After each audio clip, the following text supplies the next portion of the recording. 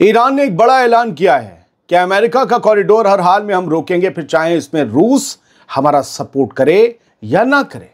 लेकिन ये मसला क्या है? ये डायलॉग क्यों बोला गया? ये हेडलाइन क्यों बनी है? दरअसल अमेरिका की एक चाल से नाटो फोर्सेस अब ईरान की सरहदों तक पहुंच सकती हैं और ईरान पर फ्यूचर में एक फुल स्केल वॉर के लिए एक बड़ा ग्राउंड अटैक हो सकता है। यूं तो नाटो फोर्सेस ईरान तक नहीं पहुंच सकती थी, उसकी सरहदों तक, लिहाजा अमेरिका ने उसके लिए बाकायदा ईरान तक एक कॉरिडोर बनाने का रास्ता 8 अगस्त को साफ कर दिया है। इस खबर से ईरान तमतमा गया है और बाकायदा supreme leader Ayatollah Ali Khamenei के दफ्तर से सीधी धमकी आई है कि इस कॉरिडोर को हम बनने नहीं देंगे, फिर चाहे कोई भी कीमत चुकानी पड़े और कुछ भी कर गुजरना पड़े। लगता है कि ईरान अपने वजूद और सरहदी हिफाजत के लिए बहुत जल्द किसी बहुत बड़ी जंग में कूद सकता है। ये मिडिल ईस्ट के लिए आज सबसे बड़ी खबर है और कमाल ये है कि ईरान ने कह दिया है कि इस कॉरिडोर से रूस को भी नुकसान होगा। लेकिन अगर रूस ने ईरान का साथ नहीं दिया तो ईरान कह रहा है कि हम इस बार फिर से अकेले ही मैदान में उतरेंगे। ईरान का साफ मैसेज है कि इलाके का नक्शा बदलने वाली कोई भी साजिश हमारी सरहद और वजूद के खिलाफ है और ईरान इसे हर हाल में नाकाम करेगा।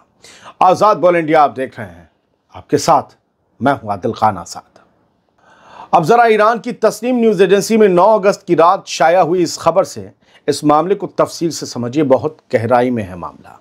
ईरान के leader Ayatollah Syed Ali Khamenei के सीनियर मुशीर यानी कि सीनियर एडवाइज़र अली अकबर विलायती ने साफ कर दिया है, यूं कहिए कि खामेनेई साहब ने खुद साफ कर दिया है कि कॉकसस में अमेरिका के कंट्रोल वाला जंग-ए-ज़ूर कॉरिडोर किसी भी कीमत पर बनने नहीं दिया जाएगा, चाहे रूस ईरान का साथ दे या ना दे। कॉकसस क्या है? कॉकसस रीजन यूरोप और एशिया के बीच मौजूद है। इसमें ईरान का भी कुछ हिस्सा शामिल है और अमेरिका इसी रीजन में अपनी पहुंच बनाकर फ्यूचर में ईरानी सरहदों तक अपनी फौजें भी ला सकता है नाटो फोर्सेस के साथ। इसीलिए इस कॉरिडोर को लेकर टेंशन इतनी बढ़ गई है। मगर मसला सिर्फ इतना भर नहीं है, अभी आगे सुनिए सर। आयतुल्लाह अली खामेनेई के एडवाइजर अली विलायती का कहना है कि ये कॉरिडोर असल में एक सियासी साजिश है जिसका मकसद अजरबैजान को उसी के नाख्चिवान इलाके से जोड़ना नहीं बल्कि ईरान और उसके पड़ोसियों को कमज़ोर करना है और नाटो की मौजूदगी ईरान की नॉर्दर्न सरहदों तक ले आना है। उन्होंने वार्निंग दी कि नाटो ईरान और रूस के बीच ऐसे घुसना चाहता है जैसे कि एक सांप, लेकिन ईरान उसे इजाज़त नहीं देगा। उन्होंने अमेरिका को 99 साल के लिए कॉरिडोर डेवलप करने के हक देने के आर्मेनिया अमेरिका समझौते को ट्रंप के भाड़े के सिपाहियों का कब्रिस्तान बताया, ना कि कोई अमन का रास्ता। विलायती के मुताबिक ये प्लान साउथ कॉकसस की सिक्योरिटी को खतरे में डालेगा और आर्मेनिया की सलामती को तोड़ देगा।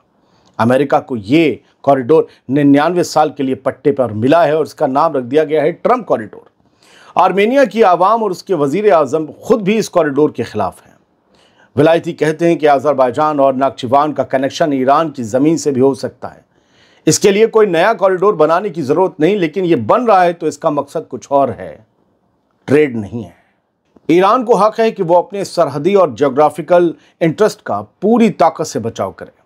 उन्होंने लेबनान, इराक और यमन को लेकर भी अमेरिका और इसराइल के प्लान्स पर सख्त लहजा अपनाया। और ये लहजा अगर आयतुल्लाह खामेनेई के एडवाइज़र का तो उनके ऑफिस का है तो समझ लीजिए कि आयतुल्लाह खामेनेई का ये लहजा उनका ही गुस्सा है। उन्होंने कहा कि हिजबुल्लाह को निहत्ता करने की कोशिश नाकाम होगी और ईरान हर हाल में लेबनानी मुकावमत यानी रेजिस्टेंस के साथ रहेगा। हशद अल शाबी जो कि इराक का रेजिस्टेंस मूवमेंट है, उसको भी निहत्ता करने का प्लान भी ईरान और इराक मिलकर रोकेंगे, ये उन्होंने दावा किया और वार्निंग दी। यमन की ताकतें यानी हुथीज बाब अल मंदब स्ट्रेट पर कंट्रोल रखती हैं और अमेरिका इसराइल के प्लान्स को नाकाम कर रही हैं, ये भी विलायती ने कहा। उन्होंने कहा कि सीरिया में भी, ये सुनिए, सीरिया में भी आने वाले वक्त में रेजिस्टेंस मूवमेंट मजबूत होंगे और इसराइली मंसूबों को नाकाम कर देंगे, तबाह कर देंगे। विलायती ने एक बार फिर बिल्कुल सख्त मैसेज दिया कि इलाके का नक्शा बदलने वाली कोई भी साजिश हमारी सरहदों और हमारी हिफाजत के खिलाफ है और ईरान उसे हर हाल में नाकाम करेगा। हम अपने सर पर दुश्मन को चढ़ने नहीं देंगे। हम अपने सर पर नाटो को आने नहीं देंगे। नाटो फोर्सेस हमारी सरहदों पर हम खड़े नहीं होने देंगे। ये गलती हम कबूल नहीं करेंगे और इस गलती को रोकने के लिए हम इस कॉरिडोर को बनने से रोकेंगे। बहुत बहुत सख्त वार्निंग है। अब आगे जरा और सुनिए। अब इस कॉरिडोर के बारे में कुछ और इंफॉर्मेशन आपको देने जा रहा हूं और ये जरूरी है। अमेरिका की कोशिश से आर्मेनिया और अजरबैजान के बीच एक नया पीस एग्रीमेंट हुआ है, एक अमन मुआहदा। दोनों लोग लड़ते रहते थे लेकिन अब अमन से रहेंगे। ट्रंप ने करवाया मुआहदा। इसके तहत एक ट्रेड और ट्रांजिट रूट जिसे नाम दिया गया है ट्रंप कॉरिडोर, वो बनाया जाएगा। कैसे मान गया अजरबैजान या आर्मेनिया? यह आर्मेनिया की जमीन से गुजरकर अजरबैजान को उसके अलग थलग इलाके नाक्शिवान से जोड़ेगा कॉरिडोर। मेन पॉइंट समझ लीजिए इस खबर के।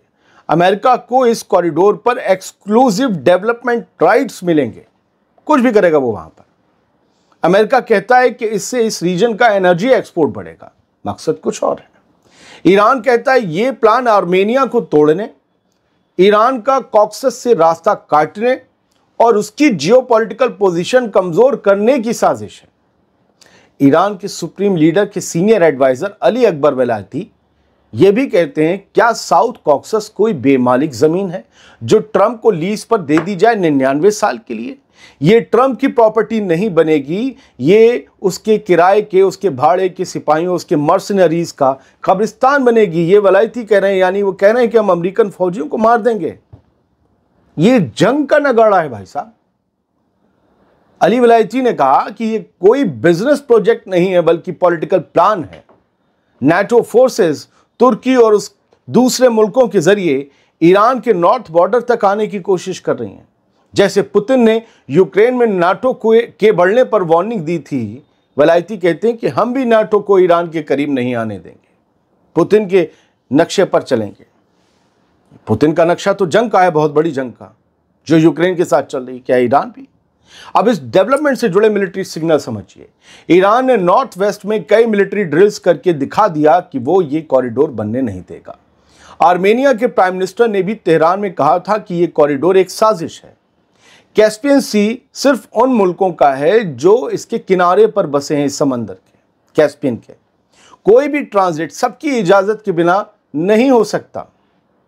यानी यहां अमेरिका फिर से अपनी दादागिरी दिखा रहा है। इस इलाके की कंट्री से इजाजत नहीं ले रहा, बस 2 का मुआहदा करा दिया। और एक और अहम बात, ईरान रूस की नेवी का हालिया एक्सरसाइज बाहर की ताकतों के लिए एक वार्निंग थी। वो तैयारी इस कॉरिडोर के लिए एक पैगाम भी थी। कुल मिलाकर एक जंग जैसा माहौल बन रहा है और बड़ी जंग होगी। निचोड़ क्या है इस पूरे डेवलपमेंट का? ये कॉरिडोर कोई आज का आइडिया नहीं है, ये 34 साल पुराना अमेरिकन इजरायली प्लान है। आ गया ना इसराइल का पट। ईरान और रूस शुरू से ही इसे रोकते आ रहे हैं।